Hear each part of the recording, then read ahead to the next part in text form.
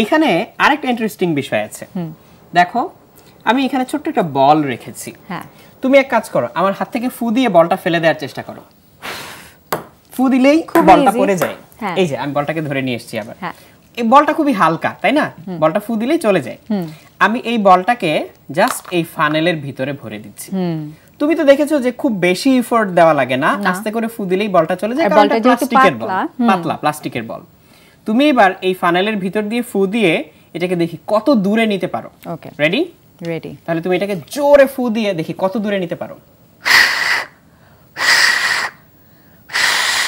তুমি কি যথেষ্ট জোরে ফু দিচ্ছিলে? না, আরেকবার আরো জোরে দাও। না, কিছুই হচ্ছে না। তুমি কোনোভাবে এটাকে নাড়াতে পারছো না, এটা কিন্তু আঠা লাগানো নেই। হ্যাঁ, একদমই না। আর বলটা এত পাতলা যে কেন বের হচ্ছে না? এত এয়ার প্রেসার তো হওয়ার কথা। তুমি নিশ্চয়ই অবাক হচ্ছো যে এই পাশে তো আটকানোর মতো কিছু নেই, তাহলে কেন হচ্ছে না? হ্যাঁ, কেন হচ্ছে না? লাস্ট আরেকবার ট্রাই করে দেখবে অনেক জোরে ফু দিয়ে। আচ্ছা, না, কিছুই হচ্ছে না। কোনোভাবে ফু দিয়ে এটাকে কিছু করা যাচ্ছে না। তুমি এটা নিয়েও বন্ধুদের সাথে আসলে বাজি ধরতে পারো যে কে এটাকে ফু দিয়ে ফানেল থেকে বের করতে পারে। বিলিভ মি, কেউ পারবে না। যদিও সবাই মনে করবে, হ্যাঁ সবাই মনে করবে যে আর এটা তো খুব সহজ, আমি ফু দিলেই বের হয়ে যাবে, বা অনেকে বলবে কি আঠা লাগানো। আসলে কিন্তু না।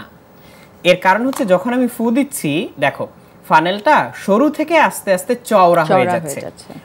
বাতাসটা যখন এর ভেতর দিয়ে যাচ্ছে, বাতাসটা হচ্ছে ফানেলের গা বেয়ে বের হয়। আচ্ছা, ফানেলের গা বেয়ে বের হওয়ার কারণে এই জায়গাটায় যথেষ্ট প্রেসার ক্রিয়েট করতে পারে না বা যথেষ্ট চাপ সৃষ্টি করতে পারে না, যার কারণে বলটা ছিটকে বের হয়ে পড়ে যাচ্ছে। তাহলে প্রেসার ক্রিয়েট করতে না পারলে কি হবে? বলটা এখানেই থেকে যাবে। এবং যে যত জোরেই, যে যত শক্তিশালী হোক, ফুসফুসের জোর যতই থাকুক, ফু দিয়ে আসলে এটাকে এখান থেকে বের করতে পারবে না। তাহলে খুব সহজেই কিন্তু তুমি বাজিটা জিতে যাবে। খুবই ইন্টারেস্টিং লাগলো এটা। এবং আরো মজার জিনিস কি, দুইটা দিয়ে কিন্তু আমরা যে কোনো বন্ধুর সাথে একটা মজা করতে পারবো যে হ্যাঁ বলো কেন এটা কিংবা এটা, যে কোনো টাইমে। রাতুল ভাই, আমাদের সামনে কালার পানি আবার রাখা, আমরা কি এক্সপেরিমেন্ট করতে যাচ্ছি?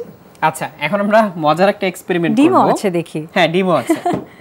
তাহলে দেখো আমি এই লবণ চিনি এগুলো সরিয়ে নিচ্ছি। হ্যাঁ, সরিয়ে নিলাম। প্রথমে আমরা মোম জ্বালিয়ে একটা এক্সপেরিমেন্ট করব। ওকে, তাহলে আমার সামনে একটা ছোট মোম আছে। তাহলে এই দেখো আমি এই মোমটাকে জ্বালিয়ে নিচ্ছি, এবং যেহেতু আগুন জ্বালানোর এক্সপেরিমেন্ট, আমাদেরকে অবশ্যই সাবধানে থাকতে হবে। আমি মোমটা এইখানে রাখলাম। এইবার দেখো আমি আমার এবং মোমের মাঝখানে চারকোনা একটা বক্স রাখি। এই যে চারকোনা একটা বক্স। তাহলে তুমি মোমটাকে দেখতে পাচ্ছ এবং মোমের শিখাটাও দেখতে পাচ্ছ।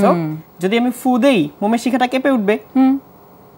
এই যে এরকম একটু একটু কেঁপে যাচ্ছে। জোরে ফু দিলে নিভে যাবে। আমি এবার এই চারকোনা বক্সের পিছন থেকে ফু দিব। ওকে, রেডি? তাহলে দেখো